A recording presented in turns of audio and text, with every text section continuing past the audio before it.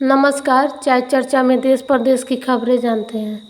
लोक आस्था के महापर्व छठ को हिंदुओं का प्रमुख त्यौहार माना जाता है। यह मुख्यतः बिहार, पूर्वी उत्तर प्रदेश और झारखंड में मनाया जाता है, लेकिन इस पर्व से जुड़ी आस्था और महत्व के कारण अब देश से लेकर विदेश में भी भारतीय मूल के लोग इस पर्व को मनाते हैं। हिंदू कैलेंडर के अनुसार छठ महापर्व कार्तिक शुक्ल पक्ष को मनाया जाता है। इसकी शुरुआत नहाय खाए से शुरू होती है, जो कि पूरे 4 दिनों तक चलती है। इस साल छठ पर्व की शुरुआत 28 अक्टूबर 2022 से शुरू होकर 31 अक्टूबर 2022 को उषा या अर्घ यानी उगते हुए सूर्य को अर्घ देने के बाद समाप्त हो गई। छठ पर्व सूर्य देव की आकृति से जुड़ा महापर्व है, जो कि वैदिक काल से मनाया जाता है। महाभारत और रामायण में भी छठ पर्व का वर्णन मिलता है। कहा जाता है कि पांडव जब सारा राजपाट जुए में हार गए, तब द्रौपदी ने 4 दिन तक इस व्रत को किया था। कुछ कथाओं के अनुसार माता सीता ने छठ पर्व को संपन्न किया था। पुराणों में छठ पर्व की शुरुआत और महत्व को लेकर इसी तरह की कई कथाएं मिलती हैं, लेकिन राजा प्रियव्रत से जुड़ी छठ पर्व की कथा सबसे ज़्यादा प्रचलित है। कहा जाता है कि इस कथा को जानने के बाद ही आप छठ व्रत के महत्व को भी भली भांति समझ पाएंगे।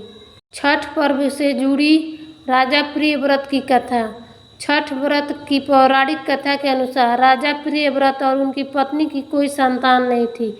इसी लेकर राजा और उसकी पत्नी दोनों हमेशा दुखी रहते थे। संतान प्राप्ति की इच्छा के साथ राजा और उनकी पत्नी महर्षि कश्यप के पास पहुँचे। महर्षि कश्यप ने यज्ञ कराया और उनके फलस्वरूप प्रियव्रत की पत्नी गर्भवती हो गई, लेकिन 9 महीने बाद रानी ने जिस पुत्र को जन्म दिया वह मरा हुआ पैदा हुआ। यह देख प्रियव्रत और उनकी रानी अत्यंत दुखी हो गए। संतान शोक के कारण राजा ने पुत्र के साथ ही शमशान पर स्वयं को प्राण त्यागने व आत्महत्या करने का मन बना लिया। जैसे ही राजा ने स्वयं के प्राण त्यागने की कोशिश की, वहां एक देवी प्रकट हुई, जो कि मानस पुत्री देवसेना थी। देवी ने राजा से कहा कि वे सृष्टि की मूल प्रवृत्ति के 6ठे अंश से उत्पन्न हुई हैं।